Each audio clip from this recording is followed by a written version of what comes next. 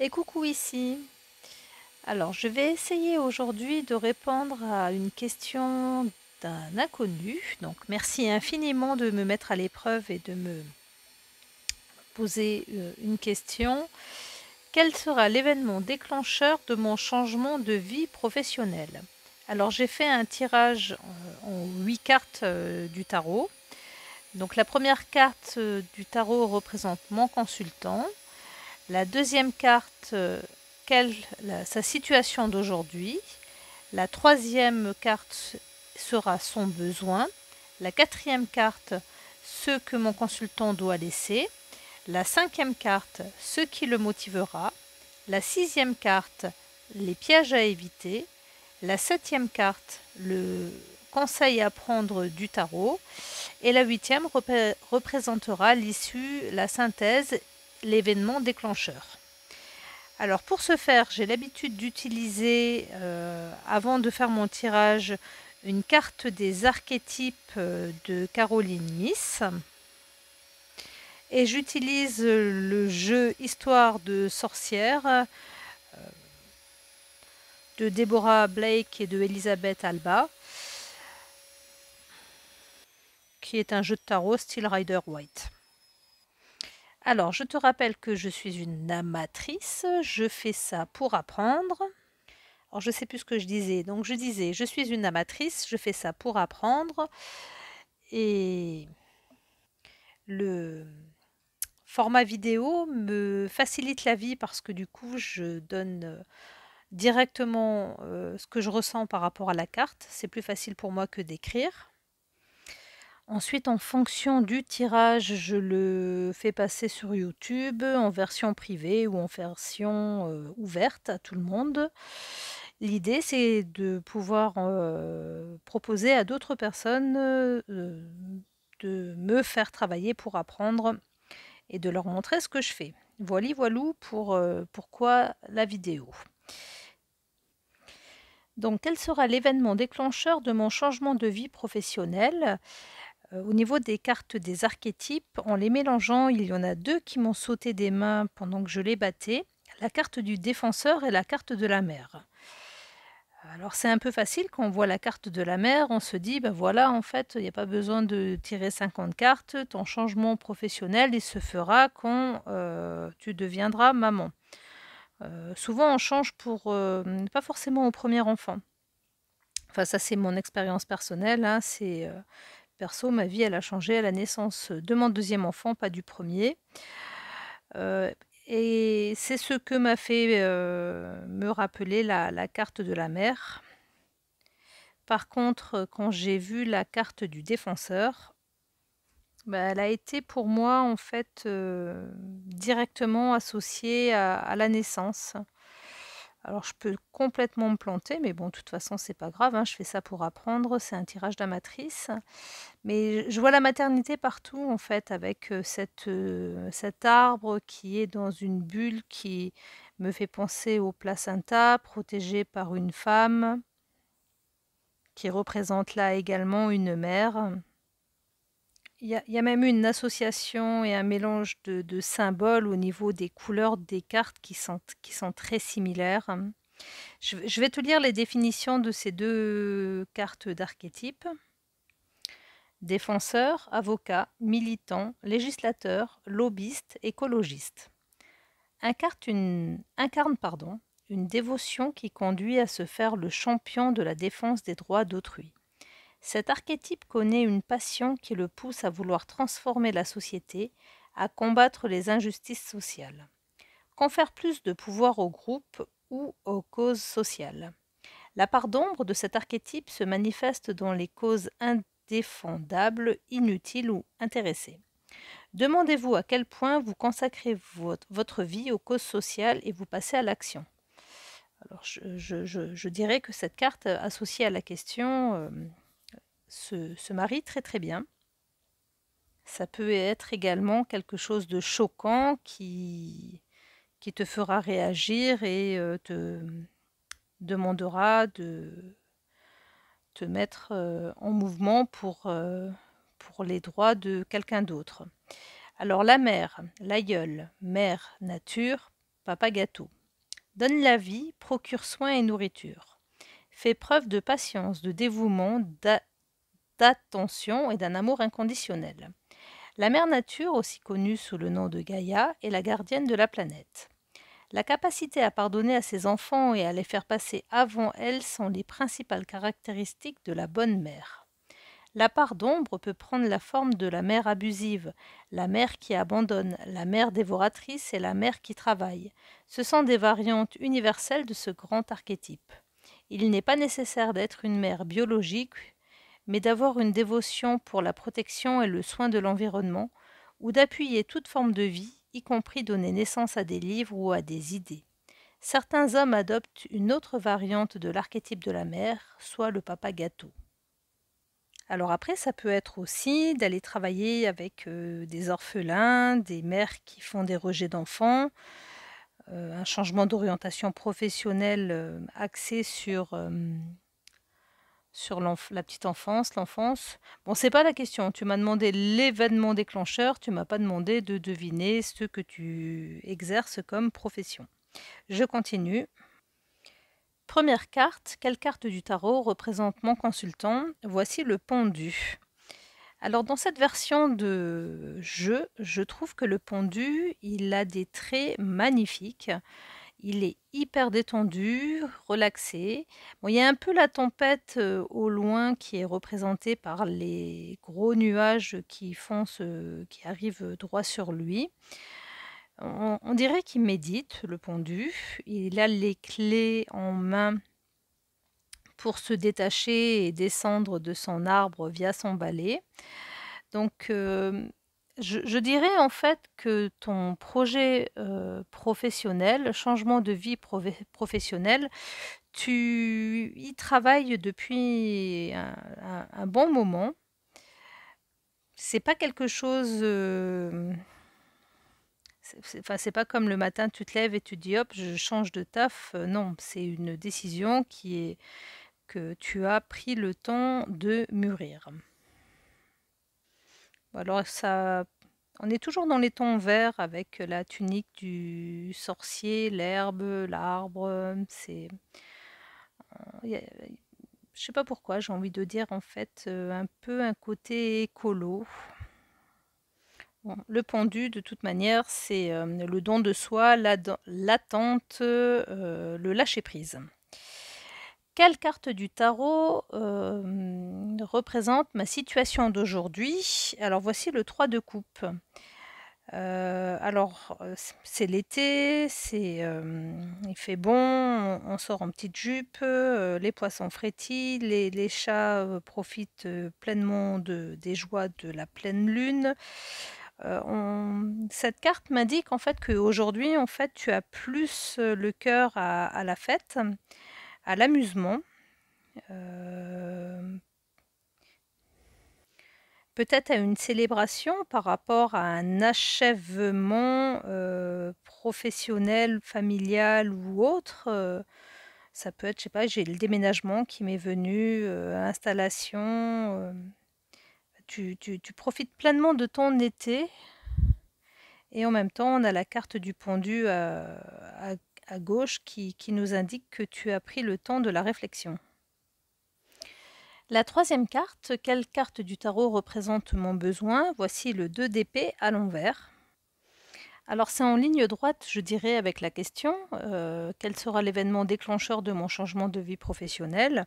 Le 2 d'épée à l'envers nous dit justement que tu refuses d'écouter ta voix intérieure, que tu ne veux pas sortir de ton statu quo, que tu refuses d'en discuter. Mais peut-être en fait que ta situation te convient parfaitement, enfin parfaitement non, parce que autrement tu n'aurais pas de projet. Ça peut aussi être déjà un élément de réponse. Pourquoi un changement de vie professionnelle? Qu'est-ce qui te motive? Qu'est-ce qui ne va pas dans ta vie actuelle pour vouloir en changer? Donc on continue. Quelle carte du tarot représente ce que je dois lâcher? Eh bien, on est encore dans l'été, l'épée, l'été aussi. L'épée, donc dans le mental, enfin, ce tirage m'indique en fait que tu... Donc le 8 d'épée, c'est vraiment des croyances limitantes. Sortir un peu des chemins et faire ce qu'on a envie de faire dans ce cas-là. Enfin, c'est ce que je ressens dans ce cas-là, faire ce que tu as envie de faire et ne pas faire ce qu'on te dit, ce qui est 1, 2, 3, ce qui est bien, ce qu'on te dit être bien pour toi. Je vais y arriver. Alors la 5e carte, quelle carte du tarot représente ce qui te motivera? Alors voici le 10 de denier inversé. Donc le 10 de denier inversé, c'est ne pas vouloir reproduire le schéma familial. Donc on a le refus de ne pas être comme ses parents, de ne pas faire... on a les croyances limitantes avec le 8 d'épée, refuser d'écouter sa petite voix avec le 2 d'épée, bien analyser toute cette situation avec le pendu et vivre en fait apparemment dans la joie et le bonheur avec le 3 de coupe. Donc, associé aux cartes des archétypes qui sont la mère et le défenseur, il y a pour moi, au niveau de ce tirage, vraiment une direction familiale qui peut être un élément de réponse, un fil de réponse par rapport à comment envisager ce changement de vie. Il y a plus la notion de c'est ton changement de vie familiale qui t'amènera à changer de vie professionnelle. Donc, je continue. Donc, la 6e carte, quelle carte du tarot représente les pièges à éviter? Et voici la reine de coupe. Alors, dans ce jeu, je la trouve hyper féminine, cette reine de coupe. Je la trouve très femme, très belle, très ronde, avec une coupe pleine, si je peux très rapidement imager. Donc là, on te dit que le piège à éviter, c'est justement en fait de ne pas vouloir trop rapidement.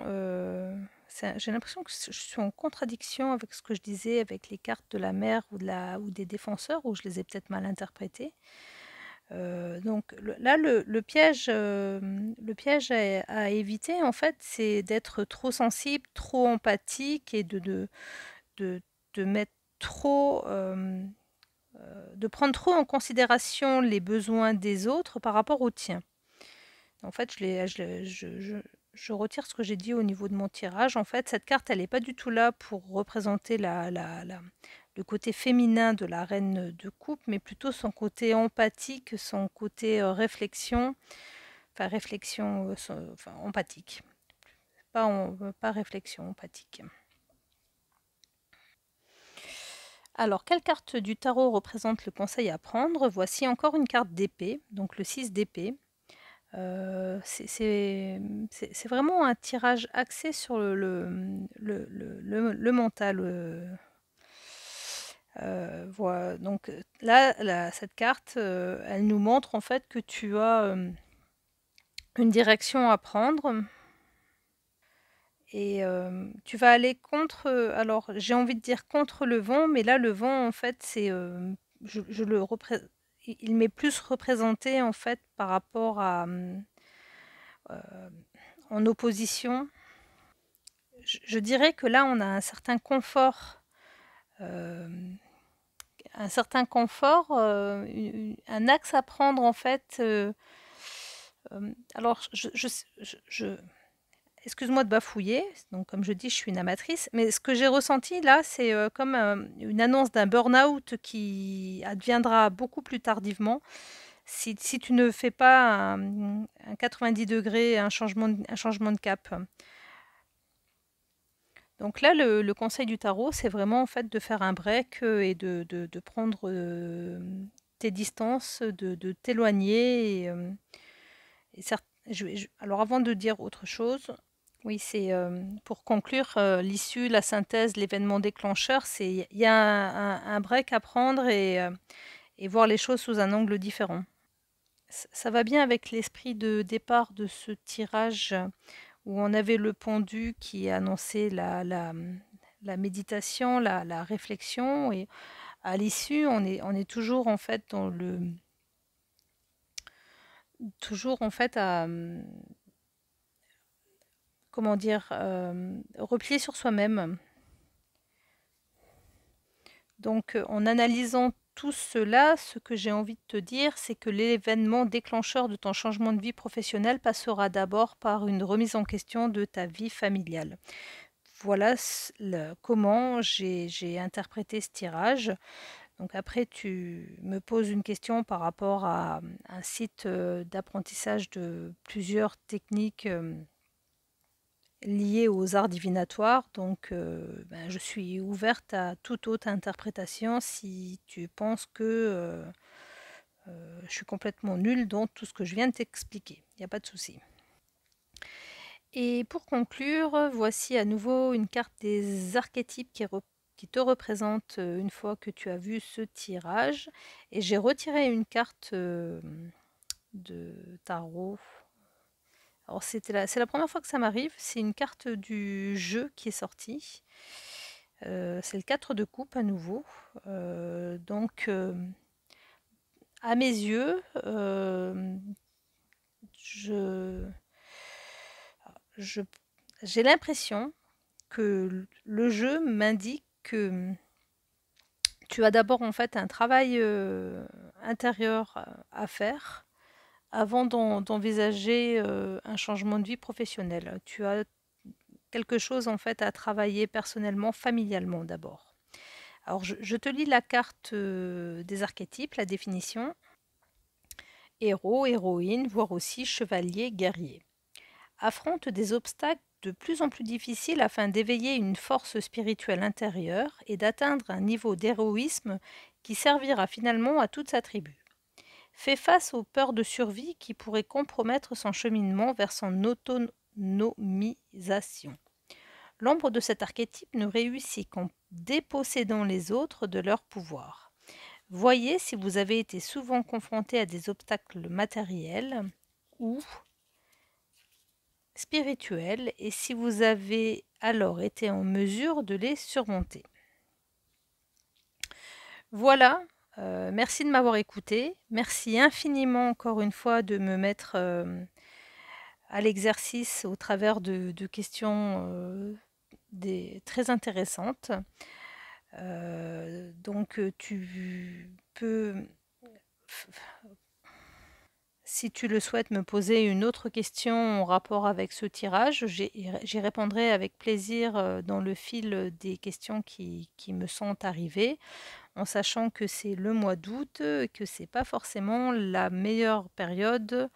J'ai bien été inspirée de faire ça maintenant, mais faut bien commencer un jour. Donc avec les vacances scolaires, c'est pas forcément des plus faciles pour moi, mais dès que j'ai un petit moment, c'est avec plaisir que je mélange et que je regarde ce que m'inspire, ce qui m'est inspiré. Merci encore infiniment et au plaisir d'échanger. À bientôt.